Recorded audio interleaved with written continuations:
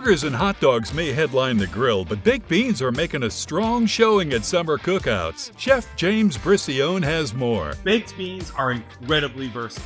I use them in hamburger bakes, layer them into hot dogs with cheese, and even stuff them into grilled chili rellenos. They bring big flavor with little effort. Chef's chili relleno recipe starts with poblano peppers stuffed with Bush's vegetarian baked beans, onions, jalapenos, and red bell pepper. For something heartier, Hamburger baked beans combine seasoned ground beef with Bush's original baked beans. That chili relleno dish is one of my favorites. It's easy to prep, great for vegetarian or gluten-free guests, and the beans add that smoky, savory bite that works with anything else on the plate. Another go-to for feeding a crowd is baked bean and cheese hot dogs, made with Bush's brown sugar hickory baked beans, onions, and cheddar. Bush's baked beans varieties include original, brown sugar hickory, vegetarian, zero sugar added, and more. Visit bushbeans.com.